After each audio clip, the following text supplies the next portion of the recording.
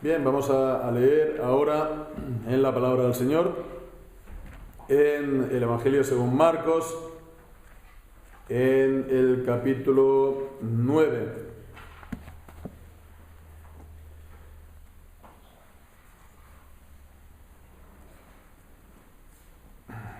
Y vamos a leer hasta del versículo 38 hasta el 41.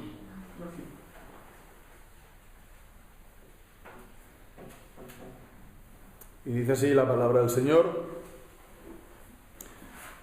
Y Juan le respondió diciendo: Maestro, hemos visto a uno que en tu nombre echaba fuera demonios, el cual no nos sigue, y se lo prohibimos porque no nos sigue. Y Jesús le dijo: no os lo prohibáis, porque ninguno hay que haga un milagro en mi nombre que luego pueda hablar mal de mí. Porque el que no está contra nosotros, por nosotros está. Y cualquiera que os dé un vaso de agua en mi nombre, porque sois de Cristo, de cierto os digo que no perderá su recompensa. Amén. Y que el Señor bendiga su santa palabra. Toda buena predicación o sermón debe constar, tener, tanto enseñanza como también aplicación. La proporción entre la enseñanza y la aplicación puede variar, ¿no? Puede haber a veces más enseñanza, a veces menos, ¿no? A veces más aplicación, etcétera. Siempre tratando que haya un equilibrio. Pero si hay entonces aplicación, y digo es necesario que lo haya, ¿no? Pues entonces también es importante que esta aplicación sea justa. Es decir, que provea o que provenga realmente del texto. Que no sea entonces algo que tiene el predicador en mente decir y el texto sea un pretexto para decirlo, ¿no? De manera que sí está haciendo, nos está dando sus ideas y pueden ser buenas, ¿no? Pero que no se derivan del texto. Y también hay que hacer atención, por otra parte, a que no caigamos en anacronismos. Anacronismos, una palabra un poco así, ¿no? ¿Qué significa? ¿Qué es esto de anacronismo? Pues es estar tratando una cuestión que es tan solo de hoy, ¿no? Y que la presentamos como que estaba presente en aquel que lo escribió. Lo podemos tratar, sí, a lo mejor de manera por comparación, por analogía, ¿sí? Pero si es una cuestión solo de hoy, no lo hemos de proyectar, ¿no? al que lo escribió, ¿no? Hacerlo, eso sería un anacronismo. Vale. Pues digo esto porque precisamente este es el gran riesgo en este pasaje, ¿no? Un pasaje como este. Que, por cierto, dicho sea de paso, solo es aquí en Marcos que lo encontramos de forma, podemos decir, plena. Es decir, en los paralelos, en sinópticos, ¿no? En Lucas nos encontramos la primera parte, es decir, acerca de la pregunta de Juan sobre el exorcista y la respuesta de Jesús, la primera. Y en Mateo nos encontramos con la segunda parte, es decir, el último dicho de Jesús cuando dice de cualquiera que os dé un vaso, ¿no? Allí en Mateo añade vaso de agua fría, ¿no? Entonces, además, allí en Mateo es el contexto del discurso del envío de los discípulos en Mateo capítulo 10, la misión de los discípulos. Entonces, ¿a qué nos referíamos cuando hablábamos del riesgo? en este pasaje, en un pasaje como este, sobre todo aquí en Marcos, ¿no? Pues que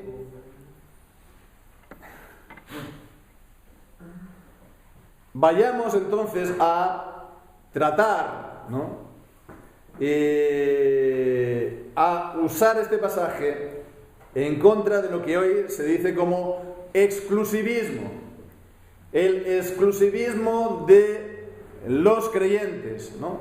El exclusivismo de los cristianos para con otros grupos. Una actitud de rechazo de otros grupos de cristianos, y se utiliza pues normalmente la idea de denominaciones, ¿no? Y que por lo tanto no hay que estar en contra. Y quien dice denominaciones también, entonces acaba uno hablando de, pues bueno, ya no solamente de confesiones, sino de denominaciones, sino también un grado superior, ¿no? No solamente las denominaciones dentro de los evangélicos distintas que haya, sino las distintas denominaciones más generales dentro del cristianismo, que es, dicen, entonces se utiliza la palabra de confesiones, ¿no? Y entonces, pues acabemos, pues eso, que no se debe tener una actitud sectaria, exclusivista, de rechazo, etcétera, etcétera. Y con lo cual, pues se tiene que concluir que el pluralismo, ¿no?, de la Iglesia, que está basado sobre cada grupo, etcétera, sobre su enseñanza particular. Entonces, ese pluralismo de la Iglesia, que es entonces un pluralismo doctrinal, entonces se tendría que ver realmente como de derecho divino. Es la voluntad de Dios que sea así, o sería la voluntad de Dios que sea así, y entonces no se tiene que cuestionar esto, porque el hacerlo te convierte entonces en lo que hemos dicho, en lo que están haciendo aquí los discípulos, particularmente el apóstol Juan. De hecho, pues no es extraño, ¿no?, ver, de hecho en algún que otro comentario, ¿no?, pues dice, bueno, este texto sería muy bueno para predicar un sermón acerca del ecumenismo. ¿Realmente dice esto? ¿O se utiliza entonces este pasaje como pretexto de este, pues, ecumenismo? Entonces, bueno, la gran pregunta ¿es esto lo que realmente dice este texto? ¿Es realmente todo esto la aplicación que se saca de él, del mismo, de manera directa? Y bueno, entonces la pregunta, ¿cómo saberlo? ¿Cómo saberlo si esto es así? Bueno, pues entonces lo único que está en nuestra mano es un estudio atento del texto, ¿no?, haciendo también, sin perder de vista, el contexto en el que está, ¿no?, estudiar el texto en su contexto, pidiendo al Señor, pues, que con la ayuda del Espíritu Santo Él nos guíe, ¿no?, pues a toda verdad, ¿no? Bueno, pues esto es lo que vamos a intentar hacer esta mañana, ¿no?, con la ayuda del Señor, ¿no? Este sencillo estudio del texto en su contexto, y podemos comenzar entonces viendo esto último, lo del contexto, porque todo texto de la Biblia, también fuera, ¿no?, de la Biblia, pero todo texto de la Biblia, pues se ha de ver en su contexto. Es cierto que a veces se puede aislar, ¿no?, por ejemplo, para citar la Biblia. Evidentemente no citamos todo un capítulo, ¿no?, citamos una porción, un versículo, ¿no? Están los textos pruebas, ¿no?, de las confesiones, de los catecismos, ¿no?, y bueno, es de los libros de teología, en suma, ¿no?, es algo que no se puede prescindir, ¿no?, es así. Pero nunca hay que olvidar que es en el contexto donde se encuentra ese texto, y que es en el contexto donde se encuentra su sentido pleno, su sentido verdadero, por lo tanto. Entonces, el contexto era lo que veíamos la semana pasada, nos acordamos, cuando Jesús estuvo corrigiendo a los discípulos después de esa discusión entre ellos mismos acerca de quién sería el mayor. Y el resultado final pues serían las palabras de Jesús en el versículo 37: el que recibe en mi nombre a uno de tales niños, a mí me recibe, y el que a mí me recibe, no me recibe a mí, sino al que me envió. Bien, pues el pasaje que hemos leído entonces, del versículo 38 al 41, parecería como que cambia. Ya no está hablando de esto, pero si nos damos cuenta, si miramos, hacemos atención, hay un punto en común del versículo 31 con el pasaje que hemos leído, ¿verdad? ¿Y cuál es esto? Pues la frase en mi nombre. En el versículo 37 dice, el que recibe en mi nombre. El versículo 38, pues, maestro, hemos visto a uno que en tu nombre echaba fuera demonios.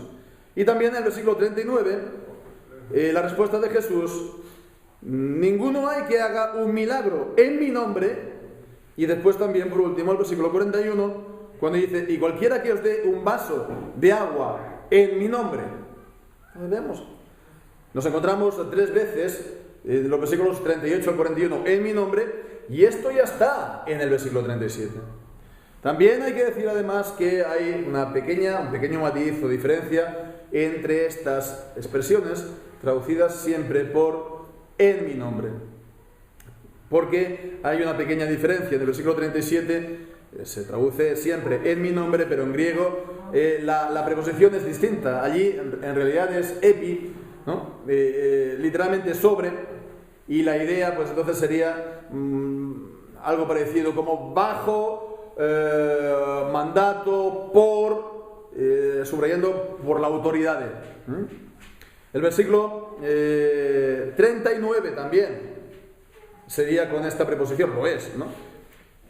Cuando dice, no os lo prohibáis porque ninguno hay que haga un milagro en mi nombre, bajo la autoridad de. Y, bueno, por otra parte, en el versículo 39 y en el 40, bueno, no, perdón, era en el 39, sí, en el versículo 38 y en el 41, la preposición es en, como nosotros, ¿no? Y bueno, la idea de en mi nombre pues sería la idea de sobre la base de, por razón de, por causa de, podemos decir porque. Y os dé un vaso de agua porque sois mis discípulos, ¿no? Eso es el versículo 41. También en el versículo 38 cuando dice, hemos visto a uno que en tu nombre, ¿no? Saca fuera demonios. Bueno, quiere decir, no, tampoco creo que se tenga que insistir mucho en estas diferencias, ¿no? Para sacar aquí una gran cuestión de cuanto al significado, ¿no? Pero vale la pena pues tener esto presente, y de todas maneras pues vemos que de una u otra manera se está insistiendo siempre en esto, en mi nombre, ¿no? Que se hace por lo tanto bajo la autoridad, que se hace por lo tanto porque sois de mis discípulos. Es decir, con todo esto, que esta persona no era, se puede decir, un espontáneo, ¿no? Sabemos la figura del espontáneo típico, ¿no? Antiguamente cuando las corridas de toros, entonces el espontáneo es el que salta al ruedo, ¿no? Y que, bueno, a veces pues lo pilla el toro, etcétera, ¿no? No es un espontáneo como los que vemos, ¿no? En Mateo capítulo 12, cuando Jesús dice, bueno, si yo por Belcebú saco fuera demonios, vuestros hijos, ¿por quién los echan? ¿No? O también en Mateo capítulo 7, versículo 22, cuando al final del Sermón del Monte dice de aquellos que, Señor, Señor, no sacamos no echamos fuera en tu nombre muchos demonios, ¿no? Espontáneo, ¿por qué? Porque vemos que dice que nunca los conoció. Y pues apartaos de mí, ¿no? Nunca os conocí. O como también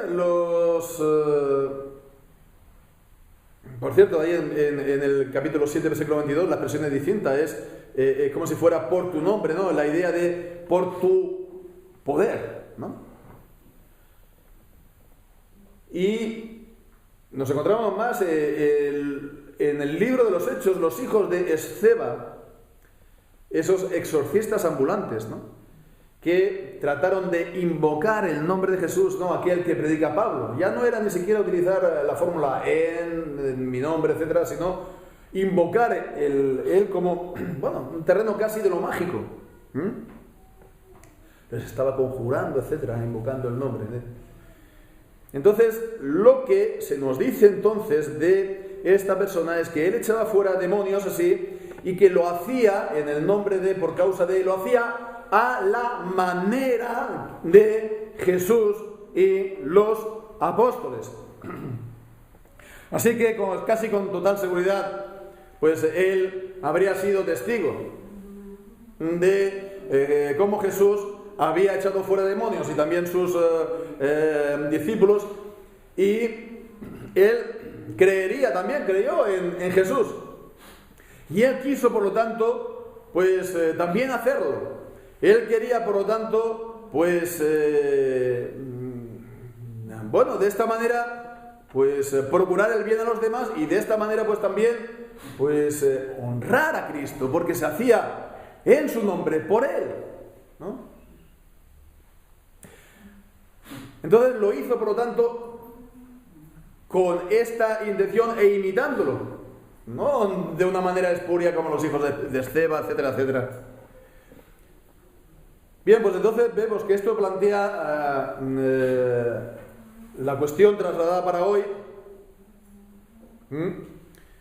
que, bueno, los grupos, las confesiones, etcétera, ¿no?, que se reclaman el nombre de Cristo, muy bien, ¿no?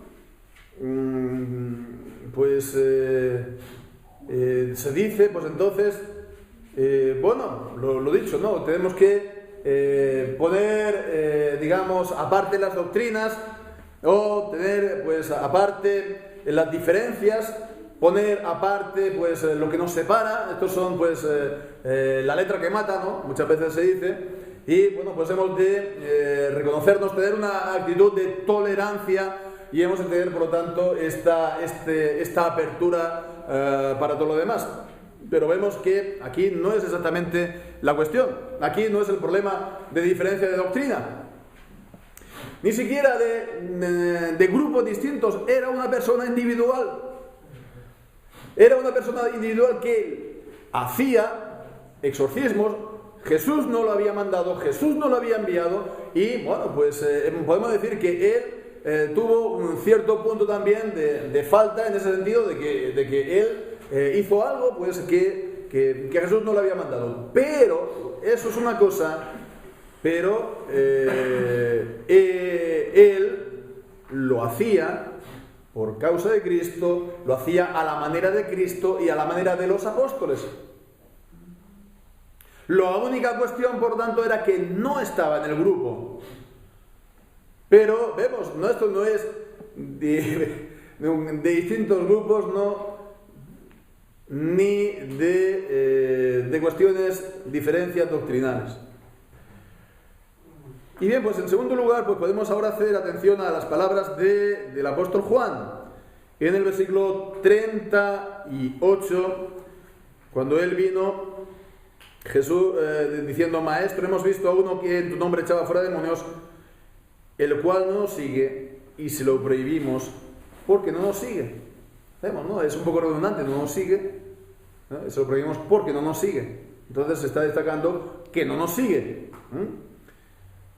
Entonces no dice que no te sigue, ¿no?, sino no nos sigue a nosotros, se incluye en él, ¿no? También. Esto ya un poco ya orienta la cosa. Entonces, vemos que la cuestión era que no era de uno de los nuestros, que no era uno de nuestro grupo. Y entonces, bueno, si el que había empezado a echar fuera demonios había tomado una iniciativa, ellos también están tomando aquí una iniciativa, porque dice: se lo prohibimos, se lo impedimos, se lo prohibimos.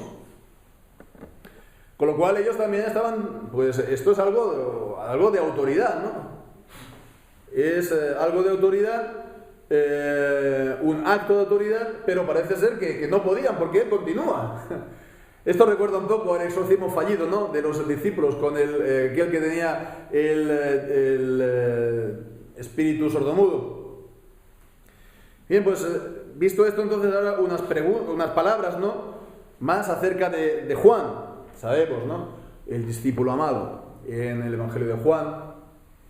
En las cartas de Juan, él está escribiendo a los discípulos como hijitos, ¿no?, de una manera tierna, afectiva. Pero en los evangelios esto cambia. En los evangelios cambia, porque él, juntamente con su hermano Jacobo, son los hijos del trueno. Son los hijos del trueno, ¿no?, porque ellos estaban tronando, ¿no? En Lucas capítulo 9, versículo 55, ellos estaban diciendo a Jesús que caiga fuego del cielo a aquellos samaritanos que no los habían recibido cuando iban de camino a Jerusalén, porque eran judíos, ¿no? Y Jesús, que le dijo: vosotros no sabéis de qué espíritu sois, ¿no? Algo bastante parecido a cuando le dijo a Pedro: aparte de mí, Satanás. Y no muy lejos, en el Evangelio de Marcos, ¿no?, aquí en el capítulo 10 mismo, en el versículo 37, vamos a leer, ¿no?, cuando lleguemos, lo podemos hacer por adelantado, cuando dice, le vinieron con una petición a Jesús. Jesús le dice: ¿qué queréis que os haga? Y ellos le dijeron: danos que en tu gloria nos sentemos, uno a tu derecha y el otro a tu izquierda. Los dos hermanos, ¿no?, Juan y Jacobo, ellos también son nepotistas, ¿no?, o lo eran, ¿no?, los dos hermanos, ¿no? Así no hay discusiones entre hermanos. Uno a su derecha y a otro a su izquierda, cuando venga en su gloria, con lo cual que sean los dos personajes más importantes, ¿no?, y que participen, por lo tanto, de esa gloria de Jesús. Con lo cual, entonces, esto vemos que sitúa verdaderamente el problema. No es otro grupo, una vez más, es solamente una persona individual. No es otro grupo con distinta doctrina, no es para nada esto, sino que lo que él, Juan, está aquí diciendo es como decir, bueno, ¿qué derecho tiene él a hacerlo? ¿Qué derecho tiene él, no? ¿Por qué él ha de recibir, por lo tanto, la honra, no? ¿Por qué ha de tener entonces él la reputación? ¿Por qué él ha de tener entonces la fama? Si él no nos sigue, si él no viene con nosotros, si él no es de los nuestros. Entonces vemos que en el fondo sigue siendo la cuestión de la primacía, la cuestión del liderazgo que estuvimos viendo, que Jesús había tratado, pero bueno, es algo difícil de arrancar esa espina. La cuestión, el anhelo del liderazgo. Por cierto, acerca de esta palabra liderazgo, que por lo menos en español es algo reciente. En el mundo evangélico aquí en España es algo del siglo XX, por lo menos, que lo hemos copiado, ¿no? Y bueno, pues hay quien dice que lo introdujo él. Lo hemos copiado, por lo tanto, del inglés, leadership, ¿no? Pero líder, que es una casi transliteración del inglés, en español tiene unas connotaciones pues bastante particulares, ¿no? Supongo que también en inglés, no sé. Pero en la Biblia no nos encontramos la palabra líder. En la Biblia nos encontramos dirigente, que viene a ser lo mismo, ¿no?, pero con otra connotación completamente distinta, en Hebreos capítulo 13, y sobre todo pastores, que son también los que guían, ¿no? Son los que se ponen enfrente del rebaño, ¿no? Pero vemos, la connotación es completamente distinta, ¿no? No es lo mismo decir, tú que eres en la vida, yo soy un pastor, ¿no? Tú que eres en la vida, yo soy un líder. Entonces, bueno, la idea del líder es la persona donde gente es carismática, una persona que encanta, una persona que arrastra a la gente, que tiene grandes visiones, que impone a la gente esas visiones y que, bueno, que hace maravillas, ¿no? Entonces, bueno, pues realmente ese desarrollo en nuestro vocabulario de hablar de líder de jóvenes, líder de la iglesia, los líderes, el liderazgo, tal, es realmente un desarrollo bíblico. No lo podemos preguntar realmente si no va también en el sentido que estamos aquí viendo en estos pasajes. Pero ahora vamos a ver en tercer lugar la respuesta de Jesús en los versículos del 39 al 41, porque es la respuesta triple. Es una respuesta triple que vemos que de entrada pues los está desautorizando, versículo 39, no se lo prohibáis, está revocando eso que estaban haciendo, no lo hagáis, no. Entonces ellos se habían pues aventurado por su cuenta y ahora pues Jesús los está corrigiendo. Él tiene autoridad para hacerlo, él tiene autoridad, el Maestro, el Señor, para pues corregir eso. Y entonces pues le da este orden y a continuación le da 3 razones. Lo vemos pues por 3, ¿por qué? Versículo 39, porque ninguno hay. El versículo 40, porque el que no está. Versículo 41, bueno, está aquí traducido como y, pues seguramente para no ser redundante. Bueno, pero en el original es un porque. Son 3 razones. Entonces, vemos, la primera es que no se lo probáis porque ninguno hay que haga un milagro en mi nombre que luego pueda hablar mal de mí. Les viene a decir, pues, que Él no va a hablar mal. El que hace esto no va entonces a dañar la obra. Él no va a denigrar a Cristo, porque esos milagros lo hace por causa de Cristo o pues por Él, ¿no? Lo único, por lo tanto, que Él está haciendo es hacer que la obra crezca, y lo único que está haciendo, por lo tanto, es que el nombre de Jesús sea glorificado. Nadie puede hacer un milagro y hablar mal de mí, ¿no? Entonces, realmente también Él estaba de esta manera por hacer el milagro también siendo de alguna manera reconocido por el Señor también, por Dios. Porque no es algo tampoco mágico, sino que es por el dedo de Dios que lo hacía. Bien, pues entonces eso, la primera razón de Jesús. La segunda razón, el versículo 40, es una declaración algo más general. Dice, porque el que no está con nosotros, por nosotros está. Y bien, pues esta, digo, es una frase general y bueno, pues sin duda pues conviene tener presente la contrapartida del capítulo 11 de Lucas. Creo que es el versículo 23. ¿Sí? El que no está conmigo, contra mí está, y el que conmigo no recoge desparrama. El que dice aquí en Marcos no está contra nosotros, está por nosotros, a favor de nosotros, ¿no? Asociando a los discípulos, mientras que en Lucas, pues bueno, está diciendo prácticamente lo contrario. El que no está por nosotros, está contra nosotros. Bueno, creo que es bueno tener esto presente porque esto hay que tener las dos cosas presentes porque, bueno,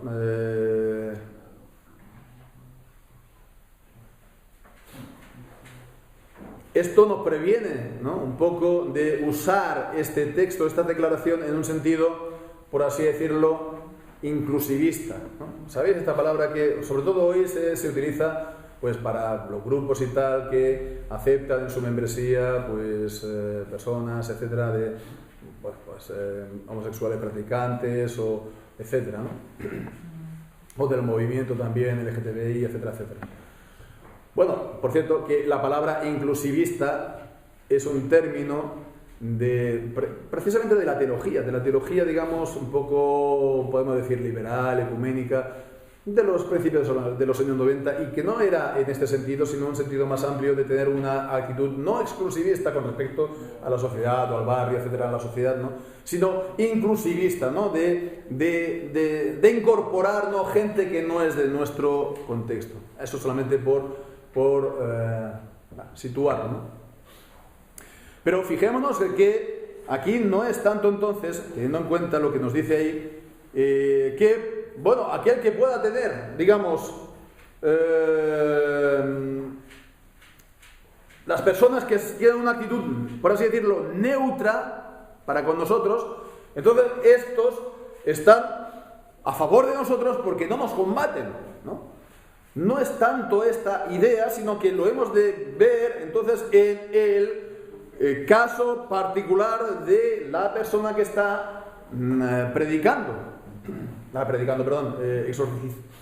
haciendo exorcismos, ¿no? Como diciendo, bueno, él no habla mal de nosotros, ¿no? Él no está por lo tanto, no está en contra de nosotros, por lo tanto, él está a favor de nosotros, ¿no? Él está a nuestro favor, él está haciendo bien en todo lo que está haciendo. Quiero decir con esto es que es más bien, hay que ver esta declaración en el caso particular de la persona que estaba echando fuera, pues, los demonios.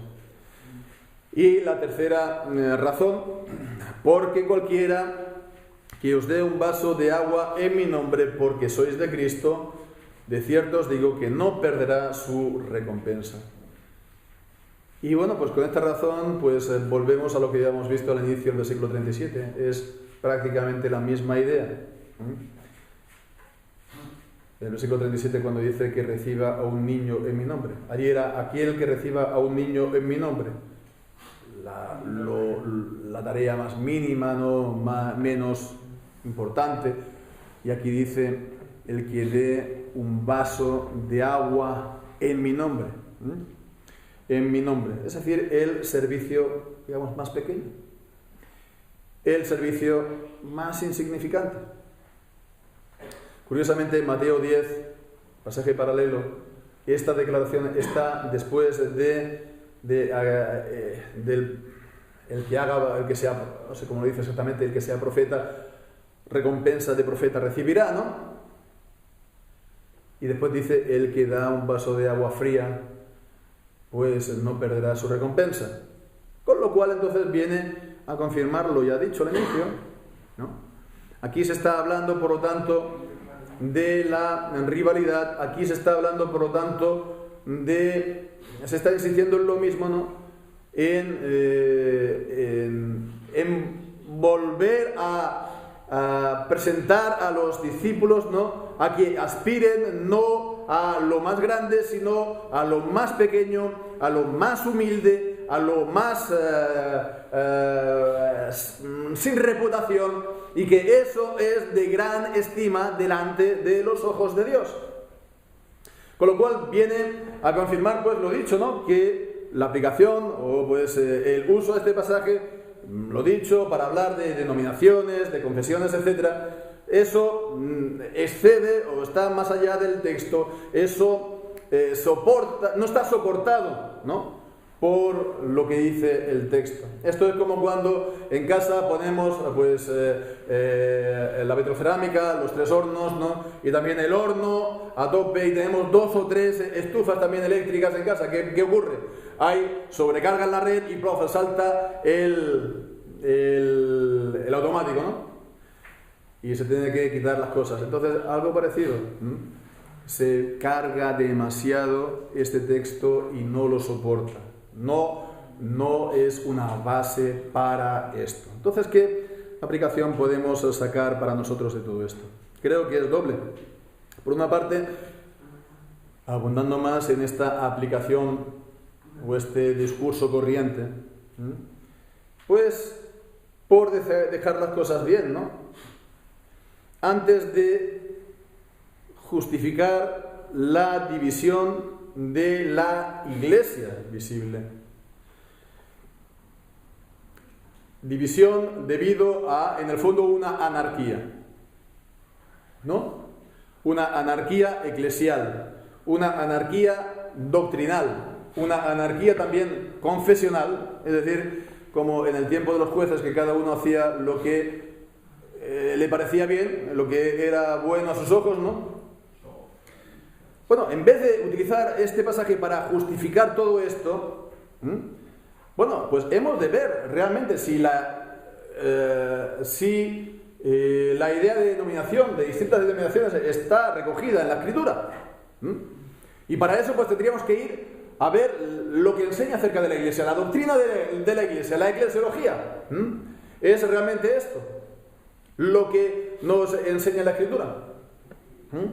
que la Iglesia tiene que ser así, es así en la Biblia.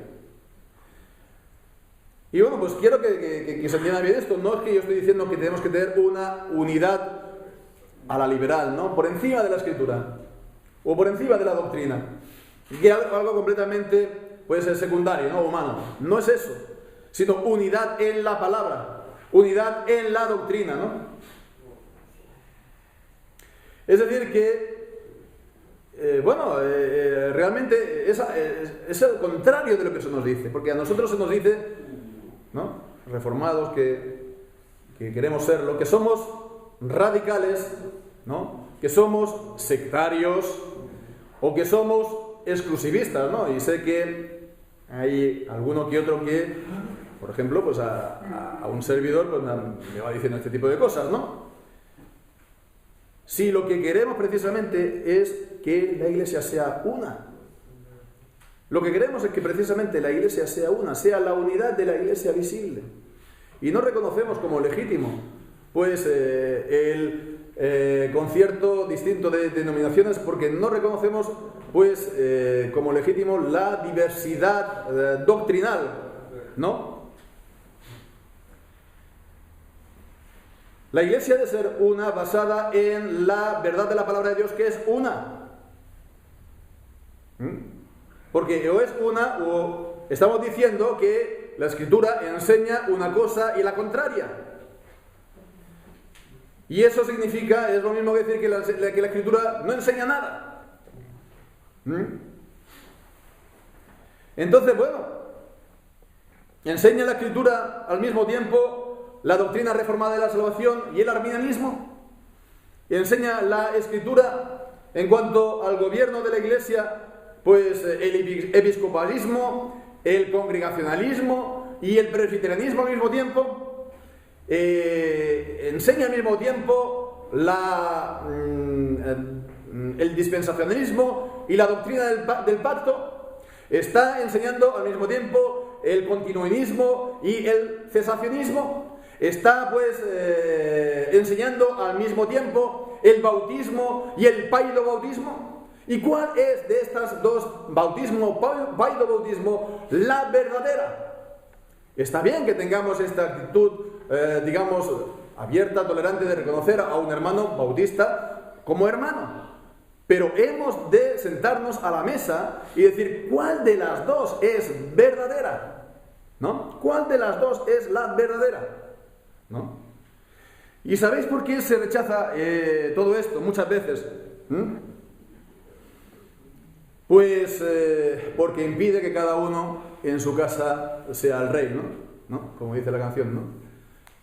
Con dinero y sin dinero hago siempre lo que quiero y mi palabra es la ley, ¿no?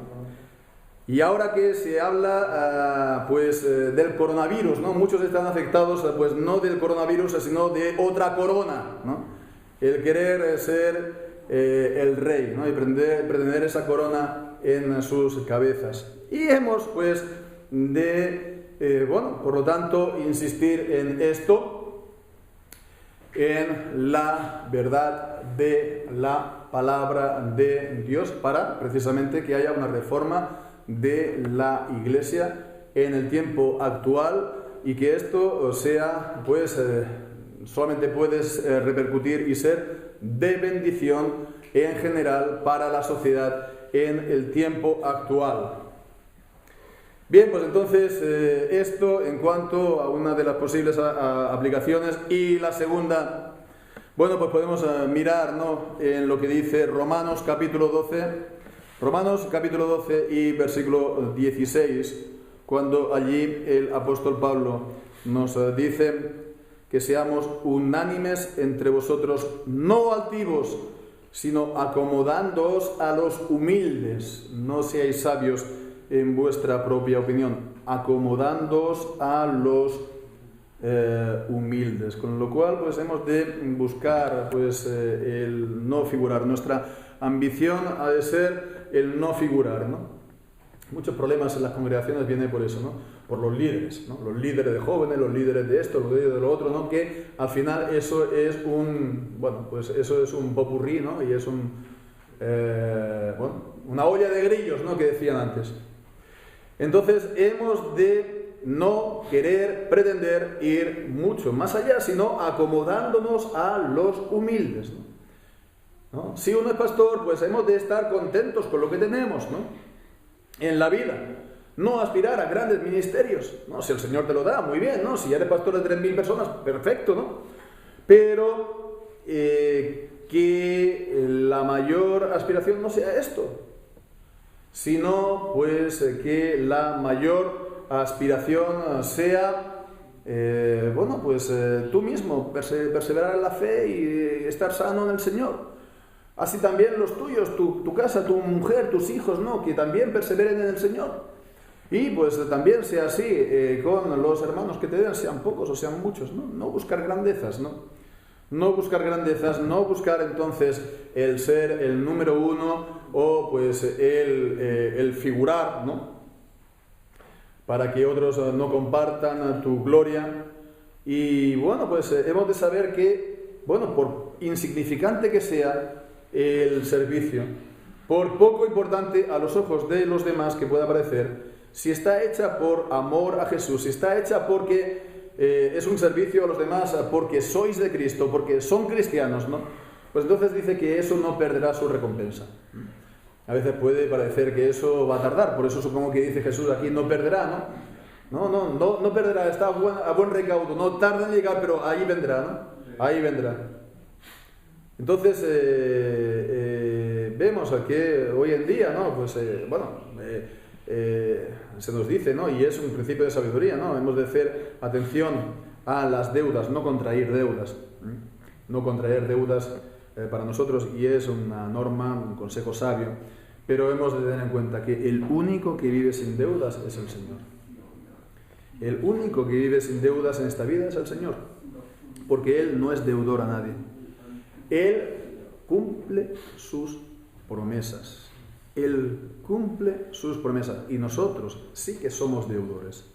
Somos deudores primeramente al Señor y somos deudores asimismo a los hermanos.